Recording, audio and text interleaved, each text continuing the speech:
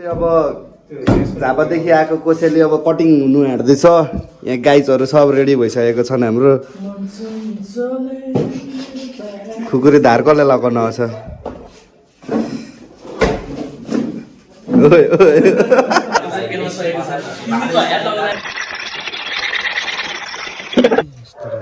पनि रेडी भइसकिसक्यो। हाम्रो चाहिँ काट्नुको लागि रेडी भइसकिसक्यो। चामल पनि भिजाइसक्यौँ। यो चाहिँ यसमा चाहिँ रक्ती राख्नुको लागि यो पिसेर बाक्लो हुन्छ, एकदम ग्रेभी बाक्लो बनाएर। खुकुरी पनि हाम्रो यस्तो लेभलको धार भइसकिसक्यो। अब भाले यहाँ दुईजना पनि दोकानमा पर्छन्, भालेमा पर्दैनन्, त्यही भएर बाँचिराखेका छन्। यो खुर भएको त काट्नु होला नि होइन। लु रेड बुल खाओ, एनर्जी बढाओ। भाइ अमला देखियो यो ठुलो उस्तै हो काटिङ।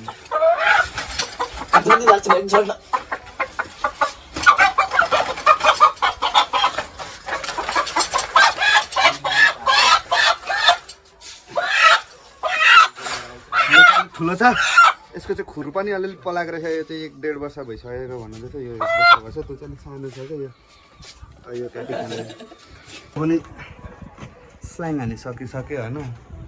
अब यसलाई पोलपाल पारेर पोलपाल काटकुट कपाकप भइ पो हाल्छ त आजको आजै। अब ल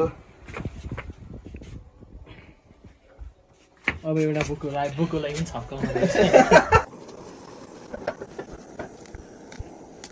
यसरी पोलेर चिते बनाउनु चाहिँ अलिक उयो नभने आगोको जत्तिकै नभए नि, तर सजिलो चाहिँ यसरी हुँदो रहेछ कि। कुखुरा चाहिँ अब बनेर रेडी भइसक्यो हाम्रो। यो अब काटकुट पार्ने हो। अब यसलाई पिस बनाएर तितेको लागि यो वासिफाउ पनि वासिफाउ के परे वासिफाउ पनि रेडी भइसकेको छ। अब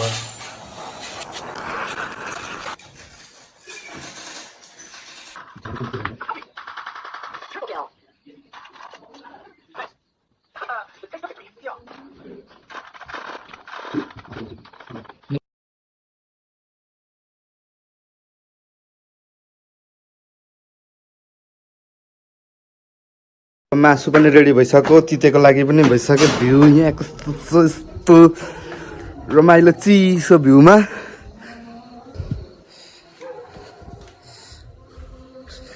अब कुकम्यान पनि मै हो। अब यहाँ तिते स्पेसल पक्दैछ। अब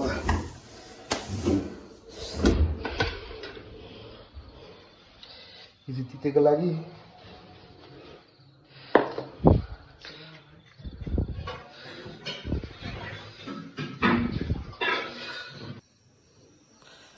पेज पनि रेडी भयो। कराई पनि बसिसक्यो। भाइ तेल कहाँ छ? यहाँनिर अब पर्फेक्टली उयो पनि पकाएको भिडियो पनि बनाउने भन्ने गरेको थियौँ, तर अलिकति नमिल्ने पऱ्यो कि। भाइको पनि छुट्टै काम छ। यहाँ अदुवा लसुन मसला ससला भाइले रेडी गर्छ, अनि म चाहिँ पकाउनु थाल्छु। त्यही भएर अलिक मिलेन। अब प्याज काट्ने अनि तितेको लागि चाहिँ सुरु गर्ने। अब यो चाहिँ शुद्ध तोरीको तेल हो। यो कुखुरामा सबैभन्दा इम्पोर्टेन्ट भनेको चाहिँ यो तोरीको तेल हो क्या। यस्तो दामी हुन्छ यस्तो फ्लेभर। मिक्सीहरू पनि सब रेडी हुँदैछ। भाइ पनि यता काम हाल्दैछ। लसुन अलिअलि मैले छोडाइदिइसकेको छु, अरू भाइले छोडाउँछ। प्याज अदुवा लसुन सब निस्किसकेको छ।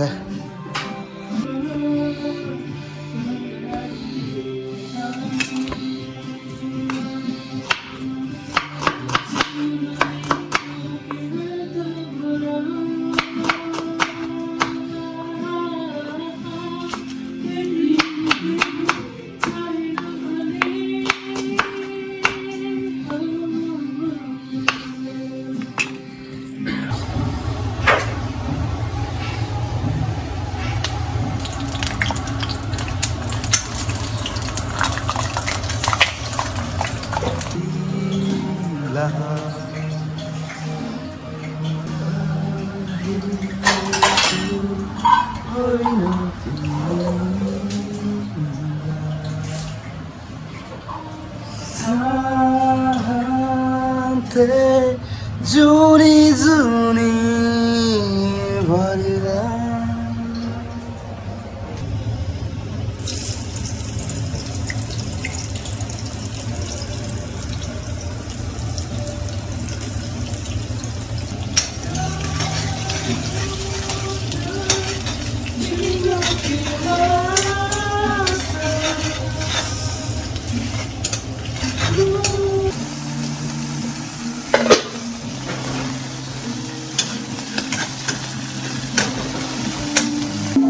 यस्तो खालको पकाइ हुँदैछ यहाँ तितेको लागि यहाँ भात रेडी हुँदैछ त्यहाँ तितेको लागि मासु रेडी हुँदैछ तितेको रेसिपी यहाँ छ भइसकिसक्यो अब एकैछिन टाइम लाग्छ पकाउनु मलाई अब तिते पनि रेडी भइसकिसक्यो यो तिते कस्तो भएको छ भनेर चाहिँ अब मैले बयान गर्नु भन्दा नि अहिले एकछिनमा अब सबैजनाले खाइसकेर तारिफ कुन खालको हुन्छ हो यो त्यही तारिफ सुन्नु तपाईँहरू चाहिँ यो चाहिँ कस्तो हुन्छ अब हेर्दाखेरि चाहिँ वाउ नै भएको छ त्यो अब तिते पछाडि अब यहाँ चाहिँ हाम्रो मासु पाक्दैछ अब मासु सुरु गर्ने पकाउनु कराई पनि बसिसक्यो शुद्ध तोरीको तेल प्योर लोकल यो चाहिँ झापादेखि लेकको आएको होइन यो मासु पकाउने सिस्टम त प्राय सबैको सेम हुन्छ र यो पकाइराख्नु यो गरिराख्नु पनि भिडियो बनाइराख्नु लागेन त्यही पनि यसो हाम्रो सुरु चाहिँ भयो मासु पकाउनु अनि एकदम कस्तो हुन्छ अहिले तारिफ यसको र तितेकै सुन्नु होला ल कस्तो आएको मासु पनि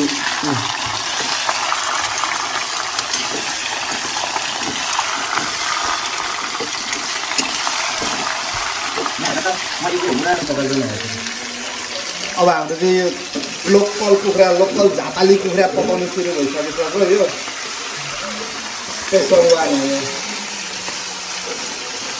ला मासु चाहिँ काटेको रहेछ भनौँ न अब पकाइसकेपछि कस्तो देखिन्छ सबै लगाएको छ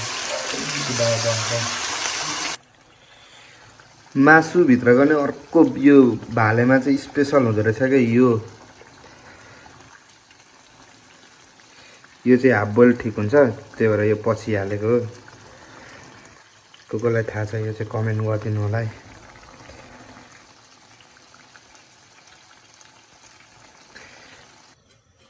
यहाँ चाहिँ हाम्रो फ्राई भएको चाहिँ यति निस्क्यो अनि यहाँ झोल छ अब झोलवाला बन्दैछ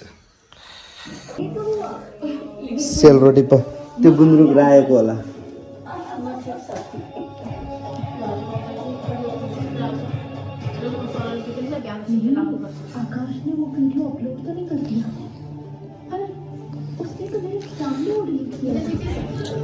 त्यो सेलरोटी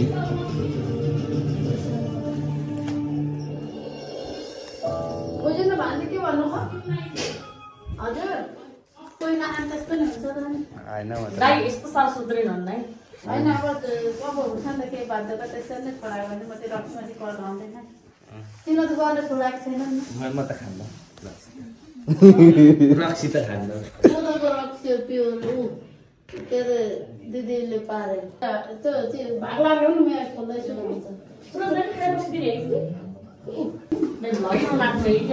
म भ्लगर हुनु आँटिसक्यो त आज हाम्रो भाइले यो ल्याउनु भएको लोकल कुखुरा त्यो झापादेखि आएको प्योर लोकल हो हेर्नुहोस् कुकम्यान पनि हाम्रो भाइ अभिषेक भाइ नै हो खासै हतपत थाहा हुँदैन होइन थाहा दिनु त यो पूर्वमा चाहिँ हामी लोकल कुखुरा काटेपछि तिते खान चलन छ हेर्नुहोस् तिते भनेपछि चाहिँ फेभरेट हो हाम्रो पूर्वेलीहरूको अनि यो ल्याउने भाइ चाहिँ यता हुनुहुन्छ है उहाँ हो मेरो भाइ दिदीलाई सम्झेर ल्याइदिनु भएको यो लोकल कुखुरा अहिले चेक गरेपछि मेरो मैले बनाएको तितेको रिभ्यू कस्तो हुन्छ तारिफ हुन्छ मेरो यो तिते कस्तो होला त स्टेसन यहाँ कस्तो होला त जनता जान्न चाहनुहुन्छ दिदीले जान्न चाहनुहुन्छ जनता खान चाहन्छ खाएपछि यसको टेस्ट जान्न चाहन्छन्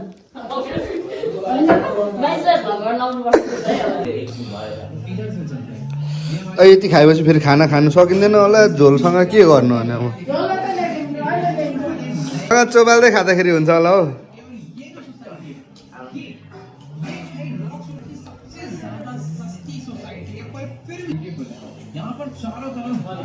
नेटै त्यस्तो वाउ भन्ने खालको होइन अब हेरौँ अब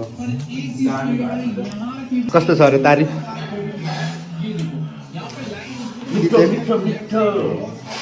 भाइकोदेखि वाउ आइसक्यो खै यो यस्तो भइसक्यो अब यहाँ अझै आउनु हुँदैछ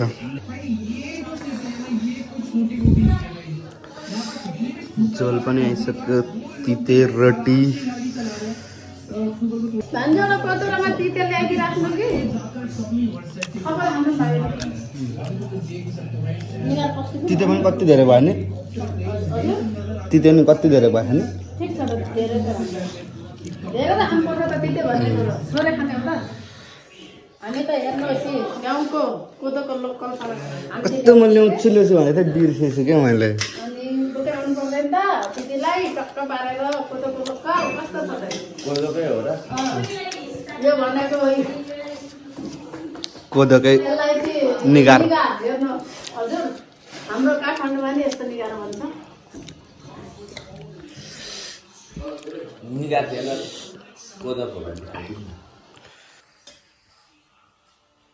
यहाँ तितेको रिभ्यू सुन्नु मलाई हतार भइसकिसक्यो यहाँ दिदीले कति बेला खानुहुन्छ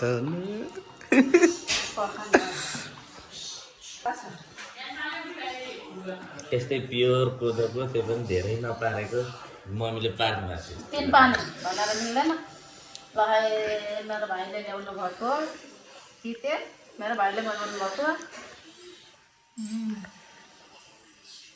मर्मन छ अहिलेलाई आउनु मेरो के हुँदैन हुँदैन सुरुमा यहाँ खानु भएको अबे अन्त अहिले के गर्नु ल ढिलो भए पनि happy new year happy new year happy new year आजको स्पेसल हाम्रो सेलरोटी लोकल भालेको सुप तिते र हाम्रो घरमै बनेको लोकल मुलाको अचार रक्सी चाहिँ कहाँदेखि आएको दिदी रक्सी कहाँदेखि रक्सी रक्सी भनेको मेरो माइली नन्दले ल्याएको हो यो प्योर कोदोको मिठो खालको रहेछ अनि सेलरोटी कताबाट सेलरोटी दमक झापादेखि आएको लोकल भाले कहाँबाट दमकदेखि नै दमक भाइ तिमीले चाहिँ के गर्यो म चाहिँ खाइदिने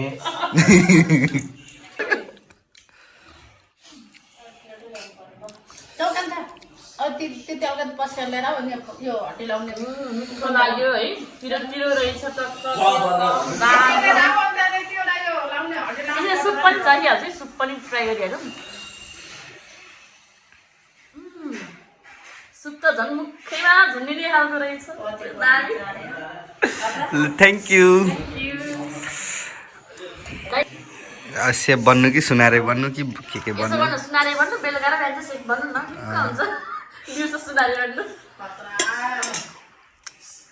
यति पुग्ने भएपछि के चाहियो अब आउने हाम्रो बुहारीले यति सुख पाउँछन् नि हेत्तेरिका